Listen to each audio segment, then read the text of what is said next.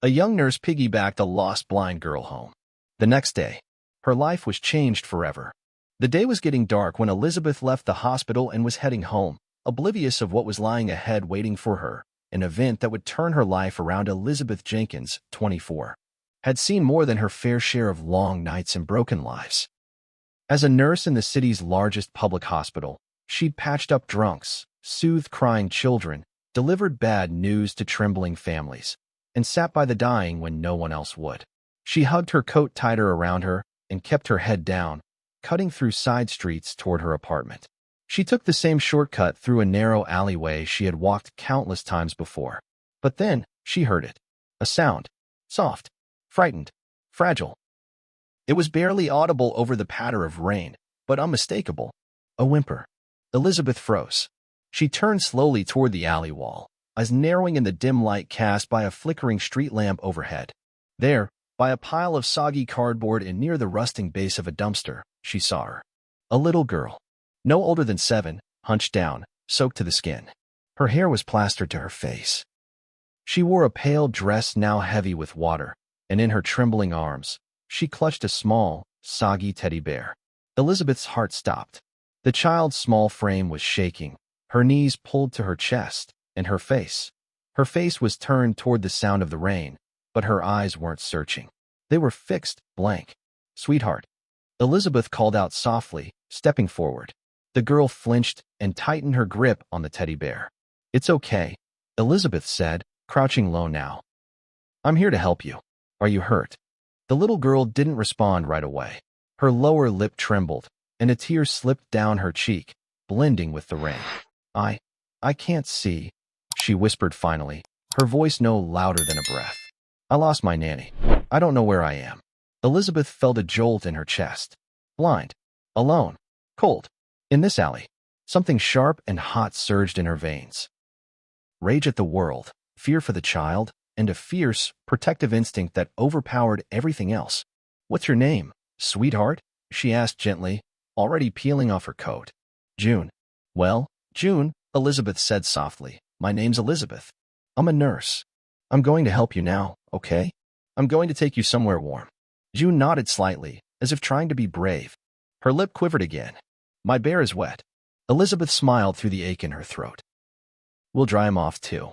She wrapped her coat around June, pulling the sodden fabric up to her shoulders. The child's small frame was frighteningly light. Without hesitation, Elizabeth scooped her into her arms, careful to shield her from the worst of the rain with what was left of her coat.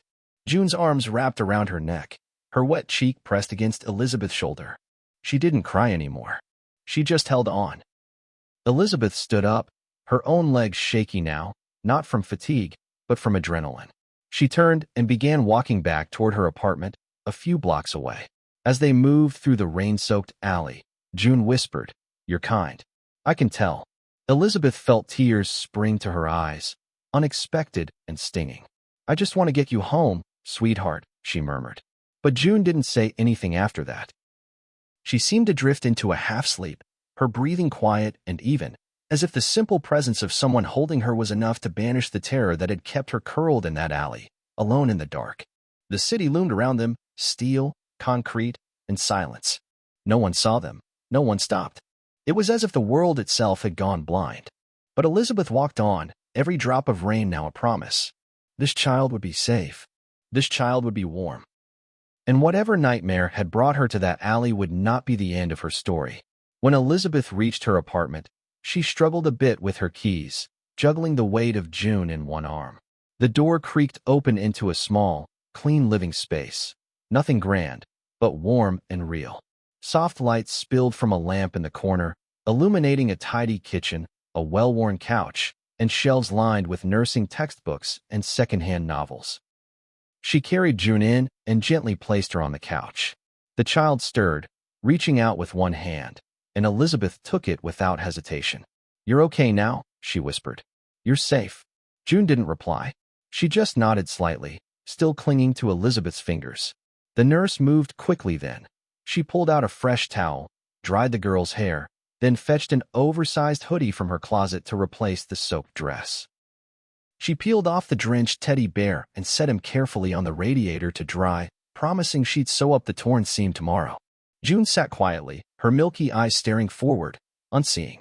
She didn't complain, didn't ask questions, but her shoulders slowly eased, as if the fear was lifting. Elizabeth heated up soup, just a simple tomato broth with soft pasta, and carried it to the couch in a mug with a spoon. She helped June lift it and blew on each spoonful before guiding it to her lips. They didn't speak much. There was a fragile calm between them, woven from exhaustion and kindness. As June ate, Elizabeth sat beside her and just watched. What could possibly bring a blind child to such a place? Where had the nanny gone? Why hadn't anyone found her? The questions burned at her, but she didn't ask. Not yet. Right now, all that mattered was the child next to her. Warm, safe, and alive. When June had finished eating, Elizabeth gave her a clean blanket and tucked it around her. "You can rest here tonight," she said. "I'll stay right beside you." June reached out blindly, her hand finding Elizabeth's again. She didn't speak, but her tiny fingers squeezed gently. Elizabeth leaned back against the couch, the weight of the day settling deep into her bones. She didn't know it yet, but tonight, she had stepped into a story far larger than she could ever imagine, and it had only just begun. The apartment had gone quiet. After the warm soup, dry clothes, and soft blanket, June had drifted off into an uneasy sleep on Elizabeth's couch.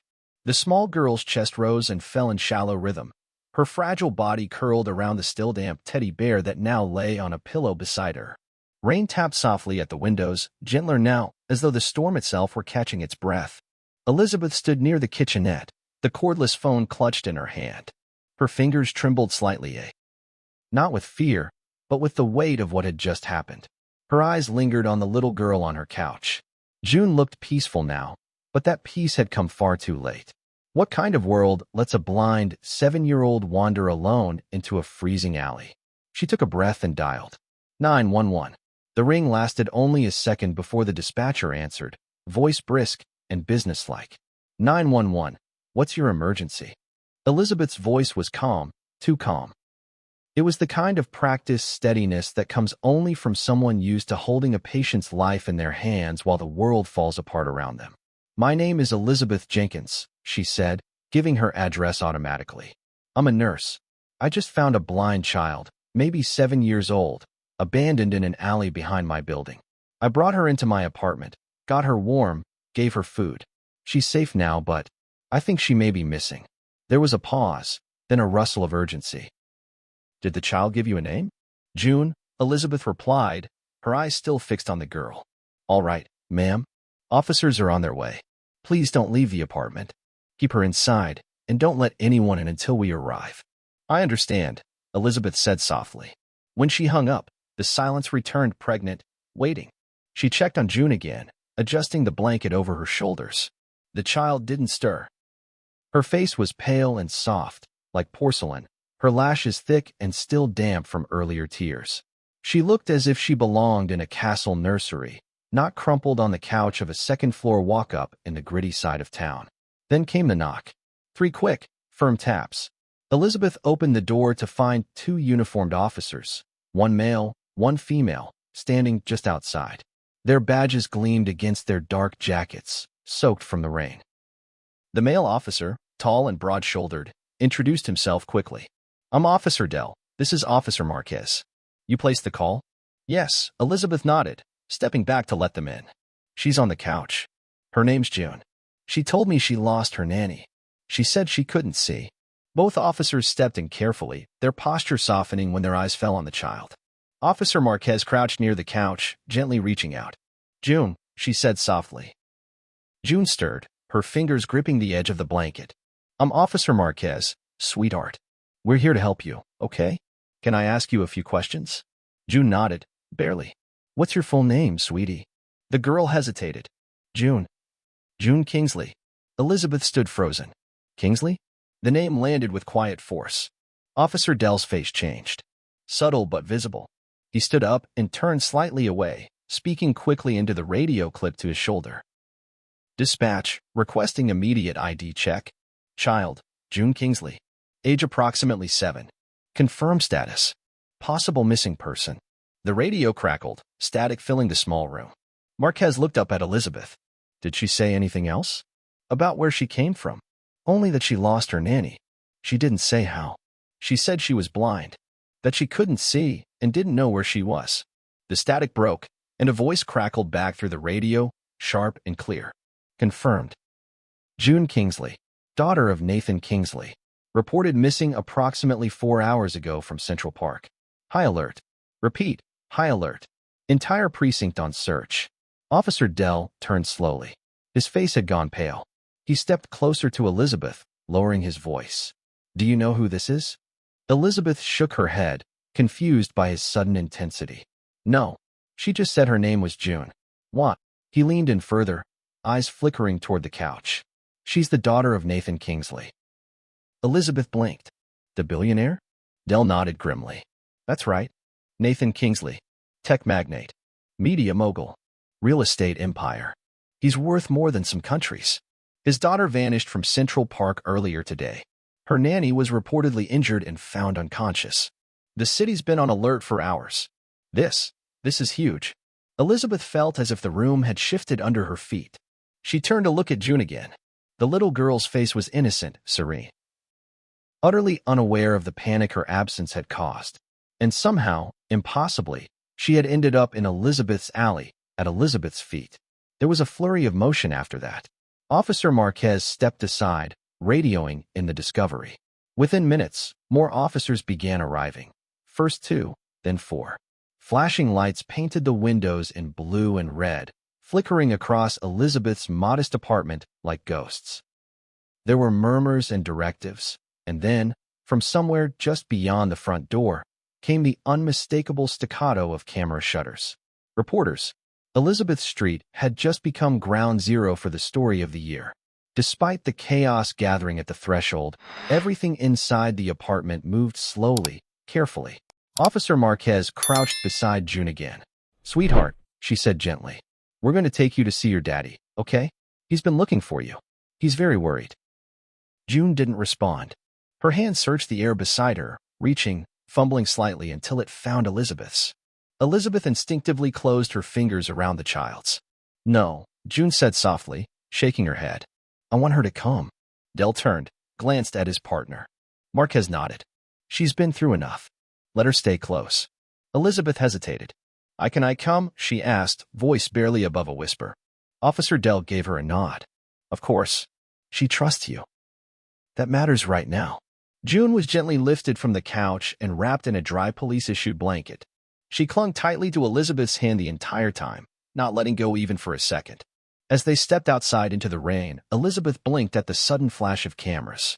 Police tried to shield them, holding back the press, but questions were shouted, muffled by the storm. Is that her? Is the girl alive? Who is the woman with her? Is she a kidnapper or the rescuer? Elizabeth kept her head down, her grip on June unshakable. They were ushered into the back of a patrol car, the child nestled between them. Elizabeth held her hand the whole ride, feeling the tiny fingers wrapped tightly around hers, as if they were the last rope holding June to safety. The streets of the city blurred past, their lights refracted by the rain. Elizabeth didn't say a word. She stared ahead, a quiet storm of thoughts behind her eyes. Only hours ago, she had left the hospital dreaming of nothing more than rest and silence. Now, she was being swept into a story bigger than anything she could have imagined, a story of wealth, loss, fear, and the fragile beginning of something extraordinary. She looked down at June. The girl's face was calm again, her head resting against Elizabeth's arm. There was something sacred in that trust, something more valuable than the billionaire name attached to her. Elizabeth didn't know where this would end, but she knew this much. She was not going to let go. Not now. Not ever. The city fell away behind them in streaks of wet glass and red tail lights, the buildings blurring into ghosts behind the windows of the police cruiser. Elizabeth sat motionless, her hands still entwined with June's. The little girl leaned against her side, her wet curls pressed into the nurse's shoulder, silent but no longer afraid. Beside them, Officer Marquez kept her eyes on the road ahead while Officer Dell spoke softly into the radio, giving updates that Elizabeth didn't try to understand. She couldn't focus on protocol now. Her thoughts were drifting, her breath shallow with adrenaline, her heart pounding as the edges of something enormous unfolded around her. It was the kind of moment that doesn't announce itself until it's already begun. Outside, the landscape transformed. The gritty urban streets gave way to wide, clean roads lined with hedges taller than cars. The traffic faded. The sidewalks disappeared. The houses became mansions than estates. Security gates loomed like sleeping giants in front of polished driveways. It was like entering another world entirely. Elizabeth didn't realize they'd arrived until the cruiser slowed, headlights sweeping across a massive set of wrought iron gates adorned with gold filigree and delicate, curling vines. Floodlights bathed the entrance in soft blue-white glow. The Kingsley estate. Her breath hitched. Beyond the gate stretched a winding cobblestone drive that cut through manicured gardens, flanked by tall hedges and statues carved in quiet, contemplative poses. And at the end of the drive, rising like something out of a fairy tale, stood a mansion. It wasn't just large. It was breathtaking. Pillars lined the grand facade, supporting an arch that framed a set of double doors large enough for a cathedral. Fountains sprayed light into the air, shimmering with reflections of the house's towering windows. Ivy curled across white stone walls as if nature had reached up just to touch the place. Elizabeth had seen pictures of places like this, but they'd always been in magazines, glimpses behind velvet ropes, stories for other people's lives. Not hers. Not until now. The gates began to creak open. Elizabeth felt June stir beside her. The girl turned her face toward the open window, her small nostrils flaring as though catching a familiar scent. "We're here," she said simply. The cruiser rolled forward slowly, crunching over the cobblestone like a whisper. Suddenly, the front doors of the mansion burst open. A rush of motion followed. Several staff members in black and white uniforms sprinted down the steps, their faces tense and focused. But then, from among them, came a man. Alone. No coat. No umbrella. His tie half undone and his shirt sticking to him in the rain. Nathan Kingsley. Even without the headlines or magazine covers, Elizabeth would have known who he was. His presence rippled across the lawn like the arrival of a tidal wave. There was a rawness in his eyes, a terrible, beautiful desperation. He ran barefoot down the wet stone steps, slipping slightly, arms outstretched before the car had even fully stopped. The moment the door opened, June moved. "Daddy," she cried, her small voice breaking into joy like sunlight through fog. The words shattered the air. Elizabeth barely had time to react before June let go of her hand and leapt forward, stumbling slightly as she stepped out of the car. But she didn't fall. Nathan was already there, kneeling in the rain, arms open, scooping his daughter into his chest. He held her like a man holding life itself. His hands trembled as he pressed her close, cradling the back of her head, sobbing into her curls. "June, baby, oh God, June," he whispered over and over again. "I thought I lost you. I thought." She placed one small hand against his cheek, blindly tracing his tears. "I knew you'd find me," she said. "The nice nurse helped me. She stayed with me." Nathan froze. He pulled back just enough to look into his daughter's face. "What did you say?" "She found me," June said. "I was cold and scared. But she wrapped me in her coat and gave me soup. She held my hand the whole way here." Elizabeth was still standing near the cruiser, her soaked scrubs clinging to her like second skin. She didn't know what to do. Part of her felt like she should step away, let the moment belong to them. Another part couldn't move if she tried. Then Nathan's eyes found her. Time paused. For a heartbeat, Elizabeth felt everything slow. The rain, the lights, even the breath in her chest. Their eyes locked. His expression changed. The pain, the fear, the grief. All of it gave way to something deeper, something almost impossible to name. Gratitude, humility, all. He rose slowly, still holding June, and began to walk toward her. Elizabeth stood still as stone, water pooling at her feet, her hair plastered to her forehead. She didn't care. The whole world had shrunk to this one man and the child in his arms. Nathan stopped just a few feet away. "I don't know what to say," he said softly, voice shaking. "You found her. You saved my daughter." Elizabeth opened her mouth, but nothing came out. I only did what anyone would have." "No," he cut in gently. "You did what very few would have done. You took her in, fed her, stayed with her when she was scared. You held her hand like she was yours." He looked down at June, who was still clinging to his collar. "She was yours for those hours. And I will never," his voice broke. "I will never forget that. There were no cameras here now. No reporters. No flashing lights. Just a father, a daughter, and a woman whose life had unknowingly collided with theirs in the most unexpected way. The officers, respectful of the moment, had quietly stepped back. The staff stood by the mansion doors, frozen in reverent silence. Only the rain dared move, whispering against the leaves and the marble steps. Nathan took a deep breath, his composure returning in fragments. "Please," he said, "come inside." Elizabeth hesitated, but June reached out a hand toward her, smiling. "Come," the girl said softly. And so she did. She followed them up the grand steps, the door opening before them like a curtain parting in a dream. Warmth spilled out from within, golden lights, soft music somewhere far off, the scent of wood polish and roses. Elizabeth stepped inside the Kingsley mansion, into a foyer the size of a ballroom, with a vaulted ceiling, a chandelier that shimmered like a constellation, and a staircase that curled upward like a fairy tale vine. She glanced down at her own shoes, soaked and squeaking, and felt suddenly out of place. But then June reached for her again. "Don't go yet," she said. "I'm not going anywhere," Elizabeth whispered. Nathan paused halfway into the room, turning to her one more time. His eyes, still red with emotion, held hers again. "I don't know where you came from," he said, "or how fate decided to place you on that street at that exact moment, but I know this much. My daughter is alive because of you. And from this moment forward, your life is going to change." The heavy oak doors of the Kingsley estate closed behind Elizabeth with a soft, resolute thud, the echoes swallowed quickly by the vast, warm space inside. The chill of the rain-soaked streets faded as the heat from the grand fireplace radiated a comforting glow, casting a golden shimmer across the high ceilings and plush furnishings. The scent of polished wood mingled with subtle floral notes, a stark contrast to the antiseptic sterility Elizabeth had become accustomed to in the hospital. Seated on a velvet couch that seemed fit for royalty, Elizabeth cradled a steaming cup of tea in her hands.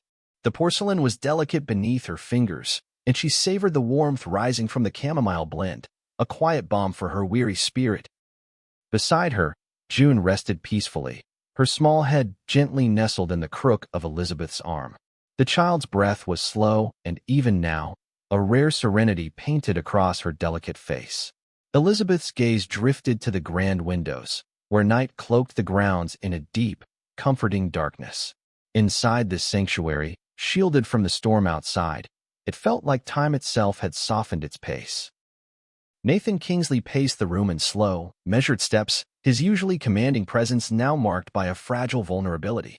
His tailored suit hung perfectly on his tall frame, but the man himself seemed weathered and raw, as if the events of the past hours had stripped away the carefully constructed armor he usually wore. His eyes, sharp and piercing, were shadowed by sleeplessness, and the crushing weight of fear finally lifted. He stopped near the fireplace and exhaled slowly, the crackling flames reflecting in his deep brown eyes. Turning his attention toward Elizabeth and June, his voice was heavy with gratitude and disbelief. "Please," he began, voice thick with emotion, "tell me everything. How you found her, how you took care of her. I want to understand." Elizabeth's lips curved into a modest, almost shy smile as she carefully recounted the night's events, her voice low and steady, as if trying to hold onto the fragile memory. "I was finishing my shift at the hospital, exhausted and soaked from the rain, when I took a shortcut through the alley near here. That's when I heard her, the quiet sound of someone crying. I found June curled up near a dumpster, hugging a ragged teddy bear. She was shivering and lost." Her eyes met Nathan's, steady and sincere. "She told me she couldn't see, and that she'd lost her nanny. I could feel her fear. She was so small, so alone. I wrapped my coat around her and brought her back to my apartment, just a short walk from here." Nathan's hands clenched slightly. "You carried her through the rain? You could have asked for help or called someone." Elizabeth shook her head softly. "No one else was there, and she needed someone right then. So I fed her warm soup, sat with her, held her hand all night. She didn't ask for anything but to know she wasn't alone." The room fell silent, the fire's warmth filling the spaces where words could not reach. June, still curled against Elizabeth, stirred slightly but remained peaceful. Nathan's voice cracked as he replied, "You could have called the media, made it public. You could have been anyone, but you chose kindness." Elizabeth's smile deepened, gentle and unassuming. "Because to me, she was just a scared little girl. Not a story or a headline, just someone who needed help." For a long moment, Nathan sat down across from them, his posture folding inwards as though the weight of relief had finally settled on his shoulders. "You saved my daughter," he said, voice raw with emotion. "And in doing so, you saved me too." His eyes moved from Elizabeth to June, the love and vulnerability between father and daughter filling the room with a quiet intensity. June shifted and lifted her small hand to Elizabeth's cheek, tracing it softly, as if sensing the comfort Elizabeth had given her. Elizabeth's heart swelled with a feeling she hadn't allowed herself to admit for a long time: hope. Here, in the home of a man she'd only known through the news, in the presence of a child she'd just saved, she felt seen. Not just as a nurse or a passerby, but as someone who mattered. Nathan rose and took a slow, deliberate step forward. His voice softened as he spoke again. "This isn't just the end of a night or the closing of a door. It's the beginning of something new. For June, for me, and for you." He paused, searching Elizabeth's eyes for a sign she understood the gravity of what he was offering. "You're part of our family now." Elizabeth swallowed, overwhelmed by the offer and the unexpected promise. The sterile hospital walls and the cold city streets felt a lifetime away. Here was warmth, belonging, and a chance to start over. June, still nestled in Elizabeth's lap, looked up with trust-filled eyes and smiled, a smile that spoke of safety and home. Outside, the rain had finally ceased, leaving the world refreshed and new. Inside the Kingsley estate, a quiet revolution had begun, one born from kindness, courage, and the unshakable power of human connection. Elizabeth took another sip of her tea, the warmth spreading through her, not just from the drink but from the unfolding story around her. A story where a simple act of compassion had set the course for a lifetime of change. And so, as the fire flickered and the night deepened, the three of them, father, daughter, and nurse, sat together in a room that would witness the start of a life transformed. The first light of dawn sifted softly through the thin curtains of Elizabeth Jenkins's modest apartment. The city was waking slowly, its usual buzz muffled by the gentle promise of a new day. But Elizabeth lay still beneath her threadbare blanket, her mind tangled in the events of the night before. Had it really happened? Had she truly found a lost, blind little girl in the rain and carried her safely home? Had she really sat with June as the child fell asleep in her arms, and then watched the police reunite her with her billionaire father? The surrealness of it all pressed down like the heavy rain that had soaked her to the bone. Elizabeth blinked slowly, eyes tracing the familiar outlines of her room, the worn coffee table, the faded bookshelf, the small framed photo of her late grandmother perched on the windowsill. She was home, or at least, that's what she thought. Then, the sharp, insistent ring of her phone shattered the fragile quiet. Elizabeth reached out and answered on the third ring. "Ms. Jenkins," a polite voice said, crisp and clear. "There's a car waiting for you outside. A driver has been sent to bring you to Mr. Kingsley's estate. He requests your presence at your earliest convenience." Elizabeth's heart skipped. The voice on the line was official, but calm, as if this was a routine matter, when she knew in her bones it was anything but. She dressed quickly, the realization dawning that this was no ordinary morning. Stepping outside, the gray chill bit into her skin, but she barely noticed the cold. Parked at the curb was a sleek, black car, its windows tinted and glistening with fresh raindrops. The driver stepped forward and offered a neatly folded envelope, bearing the Kingsley family crest in embossed gold.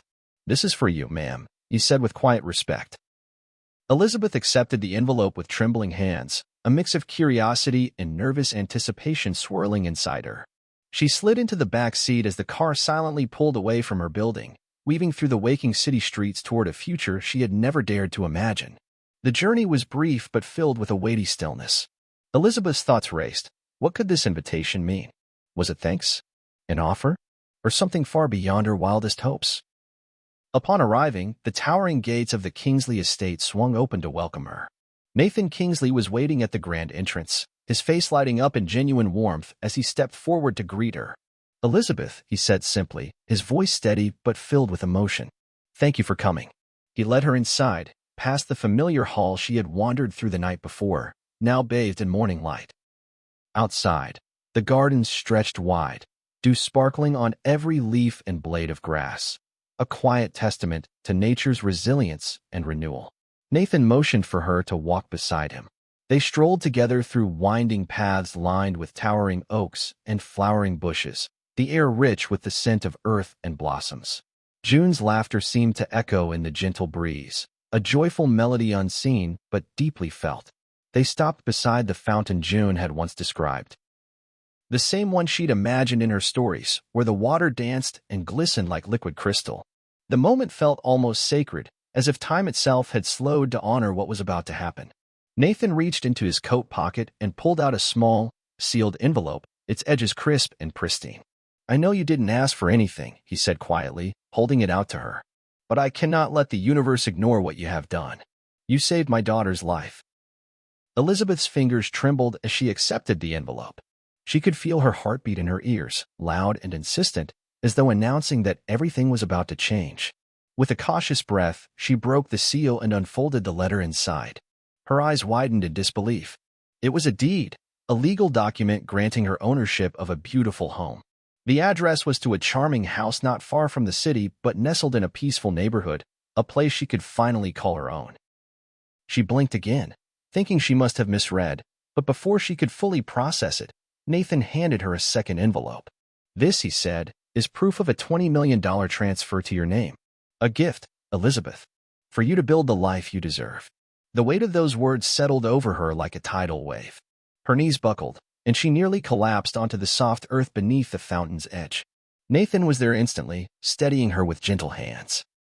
"You don't have to thank me," he said softly, looking deep into her eyes. "You deserve a life that reflects the kindness you give to others. Let me help you build it." Tears spilled freely down Elizabeth's cheeks, not tears of greed or disbelief, but tears born of profound gratitude and overwhelming relief. For years, she had given everything she had to care for others, strangers, patients, children she couldn't even name, and now, finally, someone saw her. Not just the nurse, but the woman behind the scrubs who had opened her heart without hesitation. She wiped her tears and looked up at Nathan, voice catching in her throat. "Thank you. I don't know what to say." "Say you'll allow me to help," he replied, a gentle smile softening his usually stern features. "Because you deserve this, Elizabeth." And so much more. Around them, the morning sun broke through the branches, scattering golden light like a promise. June's laughter rippled nearby as the little girl ran through the garden, free and safe. Elizabeth felt, for the first time in a long while, the steady beat of hope growing inside her, a hope that this was the beginning of a new chapter, a gift beyond imagination, a life she never dared to dream but now held firmly within her grasp. Weeks had passed since that unforgettable morning when Elizabeth Jenkins had received a gift beyond her wildest dreams. A new home, a fortune, and a promise that her life would never be the same. And yet, the transformation that had taken root in her heart was far deeper than the tangible treasures Nathan Kingsley had bestowed upon her. It was a transformation born from love, belonging, and the profound realization that she was finally seen. The morning sun poured through the wide windows of Elizabeth's new home, spilling warm golden light across freshly polished hardwood floors. The house was an oasis of calm, a sanctuary carefully cultivated with lush green plants that climbed toward the ceiling and flower pots bursting with color on every surface. The air was fragrant with the scent of lavender and eucalyptus, a subtle reminder of nature's healing touch. Elizabeth stood at the entrance, her hand resting on the solid oak doorframe as she took a slow breath, savoring the moment. The quiet hum of the neighborhood filtered in. The distant laughter of children playing, the gentle rustle of leaves stirred by a mild breeze. It was a sound she had not heard in years, and it filled her with an overwhelming sense of peace. She had walked through these doors many times before, but never as her own. Never with the quiet assurance that this place was truly hers, a place where she could rest, dream, and build a future. The weight of uncertainty and struggle that had burdened her for so long was lifting, replaced by a lightness that stirred hope and courage in her chest. Moving through the house, Elizabeth traced her fingers along the smooth walls, admiring the careful details, the soft cream paint, the framed art celebrating the beauty of human connection and resilience. The cozy nook by the window where she imagined herself reading to children. Everything here whispered the promise of new beginnings. But the house was more than a structure of brick and wood. It was a symbol of something far greater, a life reclaimed. Her phone buzzed softly in her pocket. A quick glance showed a message from June, bright and bubbly as ever. "Can't wait to see you today. I brought my favorite book for story time. Hurry." Smiley face. A smile broke across Elizabeth's face. June had become a constant in her life, a lively, spirited presence that filled every room she entered with warmth. The little girl's visits were the highlight of Elizabeth's days, a reminder that the kindness shown in a moment of desperation had blossomed into a bond stronger than either of them had imagined. Elizabeth slid on her coat and stepped outside, the sunlight wrapping her in its gentle embrace. She walked along the quiet street with a new lightness in her step, her heart swelling with gratitude. Her life had changed, yes, but not because she had sought recognition or reward. It had changed because she had chosen compassion in a moment when no one was looking. That simple act had sparked a chain reaction, lifting not only June from darkness, but herself from invisibility. The world was beginning to see Elizabeth, not just as a nurse or a rescuer, but as a woman whose heart radiated a quiet strength. At the Kingsley Medical Foundation, where Nathan had offered her a new role, Elizabeth now led a pediatric care program dedicated to supporting blind and vulnerable children. The initiative was more than a job, it was a calling. Every day, she poured her passion and expertise into helping those who, like June, had been overlooked and forgotten. The work was challenging, but deeply rewarding, weaving meaning into every moment of her new life. She remembered the early days, unsure, hesitant, wondering if she belonged in the glittering world of philanthropy and influence. But Nathan's unwavering belief in her had given her the courage to step forward. He had become more than a benefactor. He was a mentor and friend, someone who saw Elizabeth's worth beyond the headlines. And the headlines had come. The media buzzed with stories about the young nurse who saved a billionaire's daughter and was rewarded with a fortune and a home. Cameras often appeared at her doorstep, reporters eager to capture her story, but Elizabeth remained humble, deflecting attention from herself to focus on those who needed it most. "I'm not a hero," she often said in interviews. "I was just doing what anyone should do, helping a child in need." Yet the truth was undeniable. Her actions had sparked hope across the city and beyond. Her story inspired others to see the invisible, to act with kindness even when recognition was not guaranteed. One afternoon, as Elizabeth settled into the reading nook of her home, a familiar knock echoed at the door. She opened it to find June, her bright eyes shining and her arms overflowing with books. "Elizabeth," June exclaimed, launching herself into a tight hug. "I brought all my favorites. We're going to have the best story time ever." Elizabeth laughed, pulling the little girl inside. As June settled comfortably beside her, Elizabeth began reading aloud, her voice weaving the tales of adventure, courage, and friendship. In June's trusting gaze, Elizabeth found the reflection of her own journey, the story of being lost and found, seen and cherished. Their bond was unbreakable, a sisterhood forged in the quiet moments of tenderness and trust. June's presence transformed Elizabeth's house into a home, filling the rooms with laughter, warmth, and the promise of endless tomorrows. And as the days unfolded, Elizabeth understood that the greatest gift she had received was not the money or the house, but the chance to live a life of purpose, to be a beacon for others who, like her, longed to be seen and valued.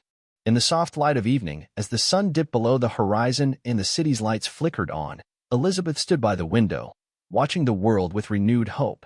The past was behind her, a chapter closed with gratitude. The future stretched wide and inviting, brimming with possibility. She was no longer invisible. She was home.